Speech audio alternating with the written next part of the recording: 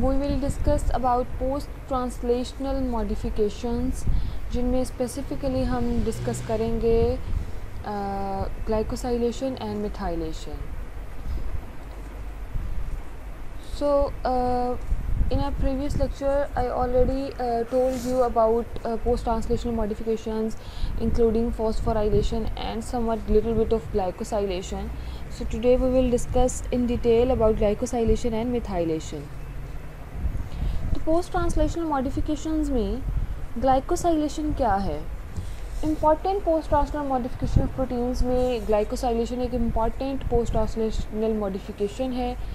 जैसे फॉस्फोराइलेशन बहुत इंपॉर्टेंट है, इसी तरह ग्लाइकोसाइलेशन भी बहुत इंपॉर्टेंट है. Involves the addition of carbohydrate moiety into proteins. इसमें बेसिकली क्या किया जाता है कि नाम ग्लाइको से वैसे ही पता चल रहा है हमें, ग्लाइको फ्रॉम ग्लाइकन आया है, और ग्लाइकन हमें पता है किसके लिए इस्तेमाल करते हैं, 4 पॉलीसेक्राइड्स. इसका क्या मतलब हुआ कि ग्लाइकोसाइलेशन हो रही है, इट्स मीन कि किसी प्रोटीन मॉइटी के साथ कोई कार्बोहाइड्रेट मॉइटी आकर जुड़ रही है. Involves the addition of carbohydrate moiety into proteins. The glycosylated proteins are called glycoproteins. इसलिए उन glycosylated proteins को क्या कहते हैं, simply glycoproteins भी कहते हैं. In mammalian cells 50% of all proteins are glycoproteins. और हमें पता है कि mammalian cells में including human 50% जितनी भी proteins होती हैं, सारी proteins का 50% जो है वो glycoproteins होती हैं. ऑल प्रोटीन्स का 50% जो प्रोटीन्स हैं वो कैसी होती हैं, वो ग्लाइकोप्रोटीन्स होती हैं. नेक्स्ट आ जाते हैं कमिंग टुवर्ड्स इस फंक्शन. तो glycoproteins control major functions of proteins in the cell including the number 1 stability, number 2 anchorage, number 3 cell to cell interactions, number 4 immunological specificity, number 5 secretion, नंबर 6 reproduction, नंबर 7 protection from pathogenesis. तो glycoproteins के जो major functions हैं, ये glycoproteins कहाँ कहाँ पे इन्वॉल्व होती है, सॉरी स्टूडेंट्स, तो ग्लाइकोप्रोटीन्स जो है वो इन्वॉल्व होती हैं कहाँ पे. नंबर 1 स्टेबिलिटी पे, प्रोटीन्स को स्टेबल करती हैं. ग्लाइकोप्रोटीन्स जो हैं वो स्टेबिलिटी कॉज करती हैं. फिर दूसरा एंकरेज कॉज करती हैं. एंकरेज कैसे कि किसी भी, जैसे प्लाज्मा मेम्ब्रेन की अगर हम बात कर लें, तो प्लाज्मा मेम्ब्रेन में प्रोटीन चैनल्स ऑलरेडी बने हुए हैं, उनके साथ आके कार्बोहाइड्रेट मॉइटी लग जाती है, तो वो क्या बन जाती है, हमारे पास ग्लाइकोप्रोटीन्स बन जाती हैं. तो वो वाली प्रोटीन्स जो कहीं ना कहीं एंकर होती हैं, जो कहीं ना कहीं धंसी हुई होती हैं, तो उन प्रोटीन्स में इनका रोल होता है, उन प्रोटीन्स में इनका फंक्शन होता है ग्लाइकोप्रोटीन्स का. सेल टू सेल इंटरेक्शंस बहुत ज़्यादा इंपॉर्टेंट हैं, और सेल टू सेल इंटरेक्शंस जो हैं वो मोस्ट ऑफ द टाइम्स कौन कर रहा होता है, ग्लाइकोप्रोटीन्स कर रहे होते हैं सेल टू सेल इंटरेक्शंस. जैसे फॉर एग्जांपल प्लाज्मा मेम्ब्रेन की ही एग्जांपल ले लें, तो प्लाज्मा मेम्ब्रेन ने due to these glycoproteins recognise करना होता है कि कौन सा दूसरा सेल है, किसके साथ मैंने इंटरेक्ट करना है, एक सेल ने किसके साथ इंटरेक्ट करना है, किस चीज़ को अपने अंदर आने देना है, किस चीज़ को अंदर आने नहीं देना. सो ये सारी की सारी चीज़ें, ये जो सारे सेल टू सेल इंटरेक्शंस हैं, इसको मेंटेन कौन करता है, इसको ग्लाइकोप्रोटीन्स मेंटेन और कंट्रोल करते हैं. नंबर 4 पे क्या है, इम्यूनोलॉजिकल स्पेसिफिसिटी. इम्यूनोलॉजिकल स्पेसिफिसिटी भी बहुत ज़्यादा इंपॉर्टेंट है कि ग्लाइकोप्रोटीन्स जो हैं वो इम्यूनोलॉजिकल स्पेसिफिसिटी प्रोवाइड करती हैं. जैसे हमने एंटीजेंस का नाम तो ऑलरेडी सुना हुआ है, तो एंटीजेंस एंटीबॉडीज़ में भी क्या होता है कि प्रोटीन के बने हुए होते हैं, तो उन प्रोटीन के साथ कार्बोहाइड्रेट मॉइटी आकर लगती है, तो फिर वो जो है एक स्पेसिफिक इम्यूनोलॉजिकल रिस्पॉन्स जो है वो जनरेट करते हैं. फिर हमारे पास आ जाता है 5th नंबर पर सिक्रेशन. तो काफ़ी सारी ग्लाइकोप्रोटीन्स ऐसे कामों में इन्वॉल्व हैं जिनकी सिक्रेशन करवानी होती है. 6th नंबर पे हमारे पास रिप्रोडक्शन. ये रिप्रोडक्शन में इन्वॉल्व है ग्लाइकोप्रोटीन्स. 7th नंबर पे हमारे पास क्या है, प्रोटेक्शन फ्रॉम पैथोजेनेसिस, कि ये जितने पैथोजेंस होते हैं बाहर से जो हमारी बॉडी को इन्वेड करते हैं, उनसे हमें प्रोटेक्ट करते हैं, उनकी इन्वेजन नहीं होने देते, पैथोजेनेसिस नहीं होने देते. Glycosylated proteins comprise 2 major components, carbohydrates and proteins, जो हमें ऑलरेडी पता है. Carbohydrate component may vary tremendously from 2% to 80%. Carbohydrate का जो कंपोनेंट है एक ग्लाइकोप्रोटीन में, वो एज मिनिमम एज 2% भी हो सकता है और बहुत ज़्यादा हाई भी हो सकता है कार्बोहाइड्रेट। मोइटी कार्बोहाइड्रेट की कंसनट्रेशन बहुत ज़्यादा भी हो सकती है, अप टू 80%। तो 2% से लेके 80% की कंसनट्रेशन तक कार्बोहाइड्रेट किसी एक प्रोटीन में प्रेजेंट हो सकता है to make it glycoprotein. Glycosylated proteins with carbohydrates as the major component are also called proteoglycans. इनको proteoglycans भी कहते हैं। ग्लाइकोप्रोटीन्स कह लें, चाहे proteoglycans कह लें, चाहे आप glycosylated proteins कह लें, these all are for the same molecule। ठीक है, एक ही मॉलिक्यूल को, एक ही चीज़ को, for same thing 3 different names हम यूज़ कर सकते हैं। Number 1 is glycosylated protein, second one is glycoproteins and third one is proteoglycans. उसके बाद हमारे पास आ जाते हैं N linked and O linked glycoproteins. तो what are N linked and O linked glycoproteins? आप लोगों को याद है कि जब भी कार्बोहाइड्रेट्स आपस में जुड़ते हैं तो एक ग्लाइकोसिडिक बॉन्ड बनता है, और वो जो ग्लाइकोसिडिक बॉन्ड होता है उस ग्लाइकोसिडिक बॉन्ड को क्या कहते हैं? ओ ग्लाइकोसिडिक बॉन्ड। ओ ग्लाइकोसिडिक बॉन्ड क्यों कहते हैं? क्योंकि हम ये देखते हैं कि जब दो कार्बोहाइड्रेट्स आपस में जुड़ रहे हैं तो उनको जो ज्वाइन करने वाला बीच में जो ब्रिजिंग एलिमेंट बनता है, वो ब्रिजिंग एलिमेंट कौन है? वो ब्रिजिंग एलिमेंट ऑक्सीजन है उसमें। तो इस वजह से क्या होता है कि हाँ जी, इस वजह से क्या होता है कि हमारे पास जो ग्लाइकोसिडिक बॉन्ड होता है हम उसको क्या कहते हैं? ओ ग्लाइकोसिडिक बॉन्ड कहते हैं। ओ क्यों कहते हैं? क्योंकि उसमें दो कार्बोहाइड्रेट्स को जोड़ने वाला जो बीच में ब्रिजिंग एलिमेंट होता है वो क्या होता है? ओ होता है। इसी तरह एन लिंक्ड भी होता है। एन लिंक्ड पेप्टाइड बॉन्ड होते हैं मोस्टली। और वो कैसे होते हैं पेप्टाइड बॉन्ड? क्या आप देखते हो? और इसके अलावा एन लिंक्ड पेप्टाइड बॉन्ड्स के अलावा एन लिंक्ड ग्लाइकोसिडिक बॉन्ड्स भी होते हैं, एंड ग्लाइकोसिडिक बॉन्ड्स भी होते हैं। तो वो कैसे होते हैं? वो ग्लाइकोप्रोटीन्स में होते हैं। किन में होते हैं? ग्लाइकोप्रोटीन्स में। जब कोई ग्लाइकोप्रोटीन किसी और के साथ जुड़ रही होती है तो आपके पास वहाँ पे कौन सा बॉन्ड बनता है? एन लिंक्ड ग्लाइकोसिडिक बॉन्ड बन रहा होता है, क्योंकि वहाँ पे ब्रिजिंग एलिमेंट जो है वो कौन सा होता है? नाइट्रोजन होता है। तो carbohydrate moieties are covalently linked to asparagine, serine and threonine. तो कार्बोहाइड्रेट्स जो हैं वो कोवलेंटली लिंक करते हैं प्रोटीन के किस अमाइनो एसिड के साथ? प्रोटीन के एस्पैरागिन अमाइनो एसिड के साथ लिंक कर सकते हैं, सेरीन के साथ कर सकते हैं, थ्रोनिन के साथ कर सकते हैं। 2 kinds of linkages of carbohydrates, इससे 2 तरह के लिंकेजेस जो हैं वो पाए जाते हैं। एक को कहते हैं एन लिंक्ड ग्लाइकोप्रोटीन्स और दूसरे को कहते हैं ओ लिंक्ड ग्लाइकोप्रोटीन। बिल्कुल इस तरह जिस मैंने भी आप लोगों को ओ ग्लाइकोसिडिक बॉन्ड और एन ग्लाइकोसिडिक बॉन्ड की एग्जांपल दी है, इसी तरह ग्लाइकोप्रोटीन्स भी 2 तरह के लिंकेजेस बना सकती हैं। और वो कौन से? N linked glycoproteins and O linked glycoprotein. N linked glycoproteins में क्या है? Carbohydrates are linked to the amino group of asparagines. N linked में क्या होता है कि कार्बोहाइड्रेट्स जो हैं वो लिंक किए जाते हैं किससे? एस्पाराजीन अमाइनो एसिड के अमाइनो ग्रुप के साथ। याद रखें किसके अमाइनो, कौन से अमाइनो एसिड के साथ? एस्पाराजीन अमाइनो एसिड के अमाइनो ग्रुप के साथ। जबकि जो ओ लिंक्ड ग्लाइकोप्रोटीन्स होती हैं उसमें क्या होता है कि carbohydrates are link to the OH group of serine और थ्रोनिन। तो सेरीन और थ्रोनिन में OH ग्रुप प्रेजेंट होता है, तो उस OH ग्रुप के साथ कार्बोहाइड्रेट्स जो हैं वो जुड़ते हैं। तो फिर हमारे पास जो लिंक बनता है, जो बॉन्ड बनता है, उसको क्या कहते हैं? O linked glycoproteins. क्यों ओ लिंक कहते हैं? क्योंकि उसमें जो बीच में ब्रिजिंग एलिमेंट हो रहा होता है वो कौन सा होता है? ऑक्सीजन होता है। जबकि एन लिंक्ड में बीच में जो ब्रिजिंग एलिमेंट होता है वो अमाइनो ग्रुप का नाइट्रोजन एलिमेंट होता है।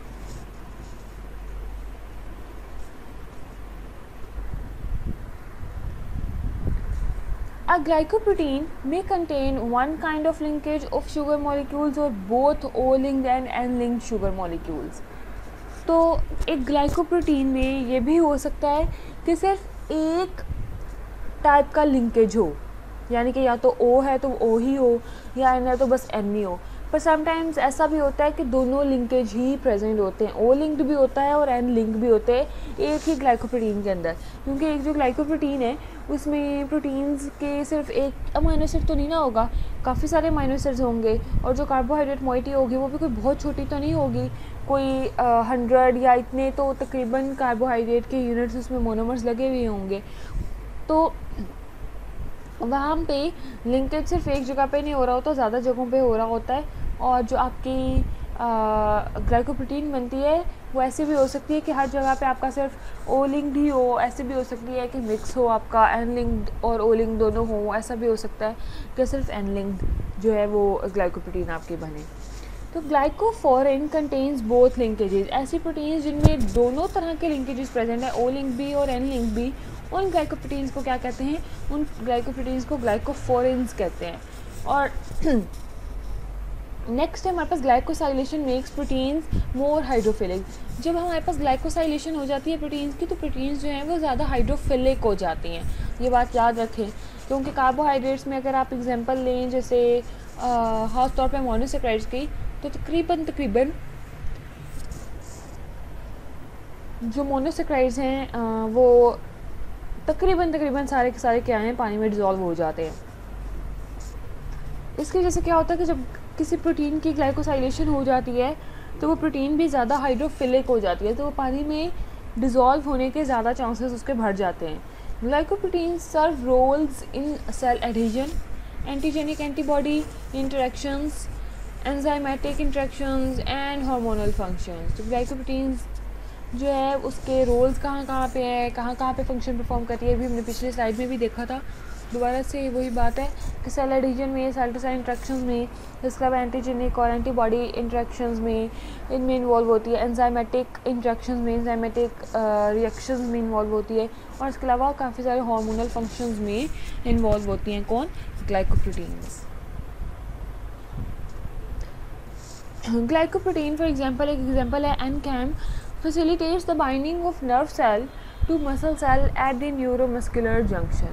तो ग्लाइकोप्रोटीन जो है एक ग्लाइकोप्रोटीन जिसको हम एनकैम कह रहे हैं, NCAN, ठीक है, ये जो ग्लाइकोप्रोटीन है ये फैसिलिटेट करती है किसको, binding of nerve cell to muscle cell.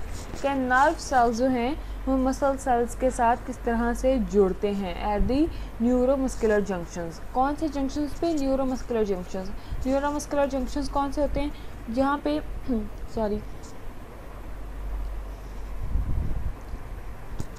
Neuromuscular junctions वो वाले जंक्शंस होते हैं जहाँ पे आपके न्यूरॉन्स, आपके जो नर्व्स हैं वो मसल्स के साथ आकर जुड़ रही होती हैं, और एक ना एक एंडिंग तो ऐसी होती है ना जहाँ पे आके आपके जो नर्व्स हैं, आपके न्यूरॉन्स हैं वो मसल्स के साथ जुड़ते हैं, तभी तो वो उस मसल तक जाकर अपने मोटर नर्व्स के ज़रिए या फैक्टर्स के ज़रिए, सेंसरी नर्व्स के ज़रिए वहाँ तक मैसेज पहुँच जाते हैं या मैसेज को लेकर जाता है वहाँ से। तो certain glycoproteins are antigens and antibodies. कुछ ग्लाइकोप्रोटीन्स ऐसी भी होती हैं जो बजाते खुद ही क्या होती हैं, एंटीजेंस होती हैं, कुछ ऐसी होती हैं जो बजाते खुद ही क्या होती हैं, एंटीबॉडीज़ होती हैं। ये तो हमें पक्का पहले भी पता था कि प्रोटीन्स जो हैं वो एंटीजेंस भी बनाती हैं और एंटीबॉडीज़ भी बनाती हैं।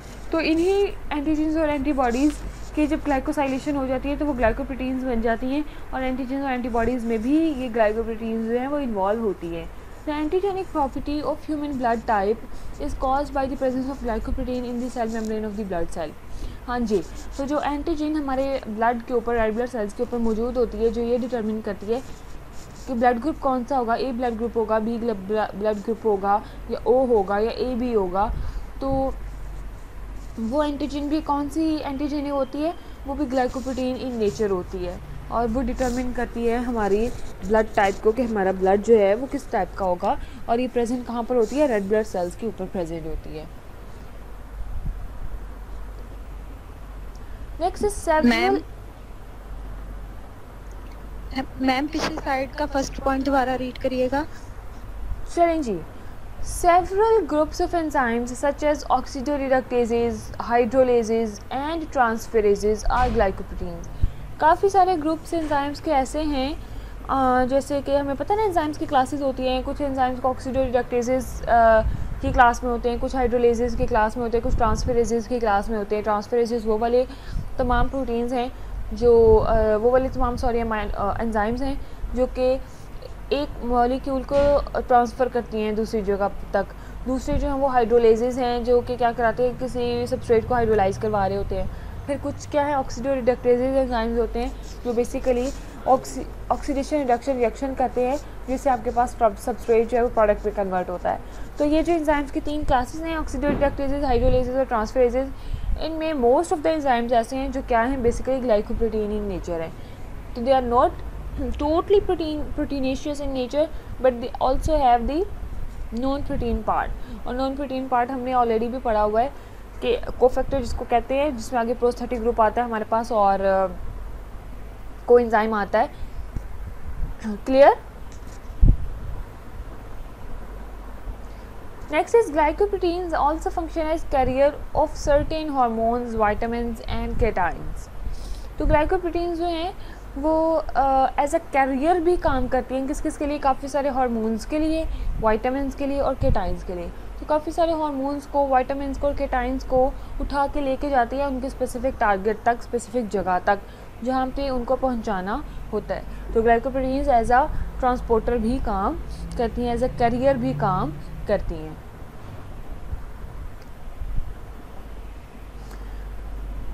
नेक्स्ट आ जाते हैं ग्लाइकोप्रोटियोमिक्स पे. So what is glycoproteomics? जिस तरह हमने पहले पीछे पढ़ा था प्रोटियोमिक्स, इस तरह ग्लाइकोप्रोटियोमिक्स है.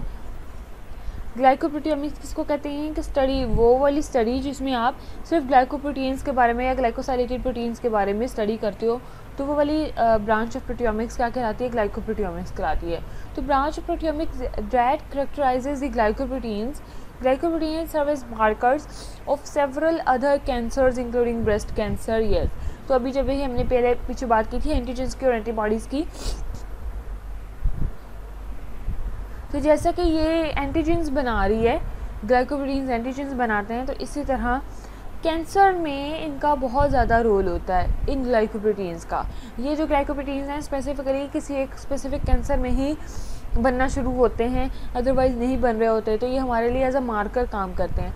मार्कर का मतलब है कि हमें ये फॉर सपोज एक इंडिकेटर के तौर पे काम करते हैं. हम इससे इंडिकेशन ले सकते हैं, हम इससे डायग्नोज कर सकते हैं एज अ मार्कर कि इस बंदी में कोई कैंसर है कि नहीं है. और मोस्टली ग्लाइकोप्रोटीन्स को ब्रेस्ट कैंसर के मार्कर के तौर पे बहुत ज़्यादा इस्तेमाल किया जाता है इन दी कैंसर. ठीक है, कैंसर को स्टडी करने के लिए भी और कैंसर को डायग्नोज करने के लिए भी इवन.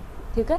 तो methods to investigate the nature of glycoproteins include, जब अपने ग्लाइकोप्रोटीन्स की नेचर को इन्वेस्टिगेट करना है कि उसकी नेचर कैसी है, किसकी बनी हुई है, किस तरह से बनी हुई है, तो जब हमने इन सारी चीज़ों के बारे में डिस्कस करना है, जब हमने इन सारी चीज़ों के बारे में पता लगाना है, इन्वेस्टिगेट करना है, तो उसके लिए कुछ मेथड्स हमें अपनाने पड़ते हैं. और उन मेथड्स में क्या है? नंबर 1, हमने क्या करना है? एनरिचमेंट करनी है. Enrichments of glycoproteins by affinity chromatography. वही पिछली वाली बात है.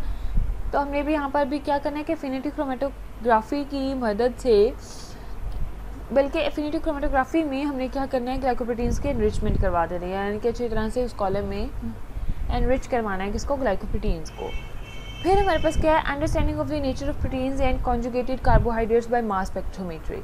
उसके बाद हमने प्रोटीन्स की नेचर का पता लगाने के लिए क्या करना है कि उनके साथ जो कॉन्जुगेटेड कार्बोहाइड्रेट्स भी जुड़े हुए हैं उन सब की मिलके क्या कर लेनी है? मास स्पेक्ट्रोमेट्री कर लेनी है, जिससे हमारे पास रिजल्ट्स आ जाएंगे कि किसके साथ कौन सी वाला कार्बोहाइड्रेट मोइटी जुड़ी हुई है, किसके साथ कौन सी प्रोटीन जुड़ी हुई है और कौन किस तरह से है, किसका स्ट्रक्चर किस तरह से. तो ये सारी इन्फॉर्मेशन हमारे पास आ जाती है. Next is glycoprotein purification. अब ग्लाइकोप्रोटीन को अगर हमने प्योरीफाई करना है तो प्योरीफिकेशन के लिए हमें क्या करना पड़ेगा? The enrichment of glycoproteins by 2 different methods. इसमें हमने एनरिचमेंट करते हैं बाय 2 डिफरेंट मेथड्स के ज़रिए से हम इसमें एनरिचमेंट करते हैं ताकि हम ग्लाइकोप्रोटीन को प्योरीफाई कर सकें. Binding of a glycoprotein with lectin, plant protein. इसमें हम क्या क्या कर सकते हैं? हम सबसे पहले तो अपनी ग्लाइकोप्रोटीन को लेक्टिन के साथ बाइंड करवा सकते हैं. जब हम उन्हें लेक्टिन के साथ बाइंड करवा देंगे तो स्पेसिफिक किस्म की ग्लाइकोप्रोटीन ही लेक्टिन के साथ बाइंड करेंगी, दूसरी वाली लेक्टिन के साथ बाइंड नहीं कर सकेंगी. तो इस तरह से भी प्योरीफिकेशन हो जाएगी. Purification of binded glycoprotein using affinity chromatography. दूसरी तरफ हम क्या कर सकते हैं? हम प्योरीफाई कर सकते हैं. कैसे? कि ये जो बाइंडेड ग्लाइकोप्रोटीन्स हमारे पास आई हैं जिनको हमने लेक्टिन के साथ बाइंड किया है, उसकी हम एफिनिटी क्रोमेटोग्राफी करवा लें.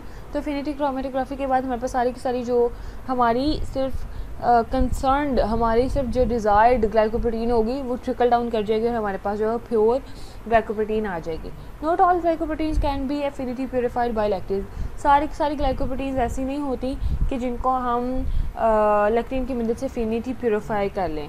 ठीक है, सिर्फ कुछ प्रोटीन्स ऐसी हैं जिनको एफिनिटी प्योरीफाई किया जा सकता है बाय लेक्टिन. क्योंकि मैंने अभी आपको बताया कि सारी प्रोटीन्स जो है वो लेक्टिन के साथ बाइंड नहीं करेंगी. सारी ग्लाइकोप्रोटीन्स बेटा. जो सारी ग्लाइकोप्रोटीन्स जो हैं वो लेक्टिन के साथ बाइंड नहीं करती।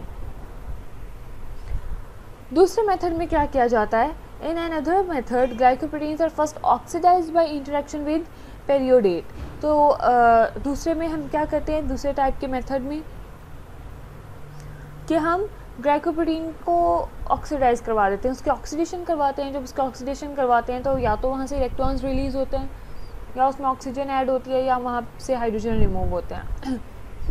तो हमारे पास क्या होता है, वो वाली ग्लाइकोप्रोटीन क्या हो जाती है, ऑक्सीडाइज हो जाती है। ऑक्सीडाइज करने के लिए हमें एक स्पेसिफिक केमिकल, एक स्पेसिफिक मॉलिक्यूल, एक स्पेसिफिक कंपाउंड यूज़ करना पड़ता है, और वो जो स्पेसिफिक कंपाउंड है वो क्या है, पेरियोडेट है। ऑक्सीडेशन के बाद हमने क्या करना है, conjugated to hydrazide resin in a column. उसके बाद कॉलम में, जैसे हमने पीछे एफिनिटी क्रोमेटोग्राफी का कॉलम देखा, इसी तरह यहाँ पे भी हमने क्रोमेटोग्राफिक कॉलम में हाइड्रोजाइड रेजिन के थ्रू क्या करवा देना है, इन ग्लाइकोप्रोटीन्स को, ये जो ऑक्सीडाइज ग्लाइकोप्रोटीन्स थी उनको कॉन्जुगेट करवा देना है, यानी कि उनको बाइंड करवा देना है। फिर हमने क्या करना है, वॉशिंग ऑफ कॉलम करनी, कॉलम को रिमूव करना है, कॉलम को वॉश करना है to remove glycoproteins that are not bound to the hydrazide column. Washing करने के बाद क्या होगा कि तमाम वो वाली ग्लाइकोप्रोटीन्स जो कि हाइड्रोजाइड रेजिन के साथ, हाइड्रोजाइड कॉलम के साथ बाइंड नहीं हुई होंगी, वो वॉश आउट हो जाएंगी, वो बाहर निकल जाएंगी, और हमारे पास कॉलम में सिर्फ प्योरली वो वाली ग्लाइकोप्रोटीन्स रह जाएंगी जो कि हाइड्रोजाइड रेजिन के साथ अच्छी तरह से बाइंड हुई थी। तो bound glycoproteins are release from the column by enzymatic treatment. उसके बाद ये जो बाउंड ग्लाइकोप्रोटीन्स होती हैं, इनको एंजाइमेटिक ट्रीटमेंट के थ्रू कॉलम से क्या करवा लिया जाता है, रिलीज़ करवा लिया जाता है, जिससे हमारे पास प्योर ग्लाइकोप्रोटीन, अपनी स्पेसिफिक डिज़ायर्ड ग्लाइकोप्रोटीन आ जाती है। Next is about protein methylation. So protein methylation क्या है, जिस तरह हमने पीछे देखा कि प्रोटीन के साथ अगर कार्बोहाइड्रेट मोइटी आके लग जाए तो वो ग्लाइकोसाइलेटेड प्रोटीन बन जाती है, इसी तरह मिथाइलेटेड प्रोटीन भी बनती है कि जब किसी प्रोटीन के साथ, किसी प्रोटीन के रेजिड्यू के साथ क्या लग जाए, मिथाइल ग्रुप लग जाए, that is CH3।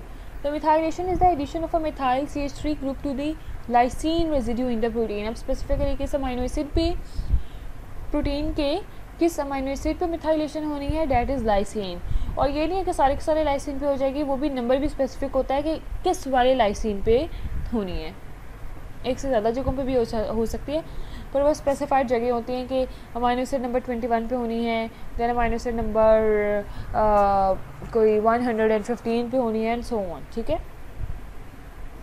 Methylation of histone protein at lysine और आर्जिनिन रेजिड्यूज। इसके अलावा जो हिस्टोन प्रोटीन्स होती हैं, उन हिस्टोन प्रोटीन्स में मिथाइलेशन जो है वो लाइसिन पे भी हो सकती है और आर्जिनिन पे भी हो सकती है। तो पहले हमने देखा कि लाइसिन पे होती है, पर जो हिस्टोन प्रोटीन्स होती हैं जो कि DNA को कॉइल करवा के, सुपर कॉइल करवा के क्रोमोसोम के स्ट्रक्चर में कन्वर्ट करती हैं, तो वो जो हिस्टोन प्रोटीन्स हैं, ये आप लोग उसमें भी पढ़ोगे अपने, जब आप कोई ऐसा कोर्स पढ़ोगे ना एक्सप्रेशन एनालिसिस का, कोई जीन एक्सप्रेशन एंड रेगुलेशन का कोर्स पढ़ोगे, तो उसमें आप लोग देखोगे कि कैसे जीन जो है एक्सप्रेस होते हैं, कैसे नहीं होती हैं। तो उसमें मिथाइलेशन का, इसी मिथाइलेशन का बहुत इंपॉर्टेंट रोल है।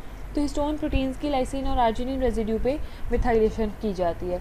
The methylation of histones is crucial for the control of gene activity. ये मैंने जैसे भी आप लोगों को बताया कि बहुत इंपॉर्टेंट है किसके लिए, जीन की एक्टिविटी के लिए, कंट्रोल करने के लिए जीन की एक्टिविटी को, कि कब किस जीन ने एक्सप्रेस होना है, कब नहीं होना, किस वक्त तक होना है, किस वक्त के बाद स्टॉप हो जाना है। तो ये सारा कुछ कौन डिटर्मिन कर रहा होता है, मिथाइलेशन डिटर्मिन कर रही होती है, और इसी वजह से ये हिस्टोन प्रोटीन्स की मिथाइलेशन जो है वो बहुत ज़्यादा इंपॉर्टेंट है।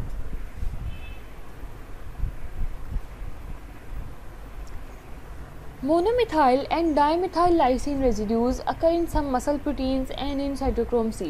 cytochrome C का आपको पता है कि प्लांट्स में प्रेजेंट होता है, एक प्लास्टिड है बेसिकली।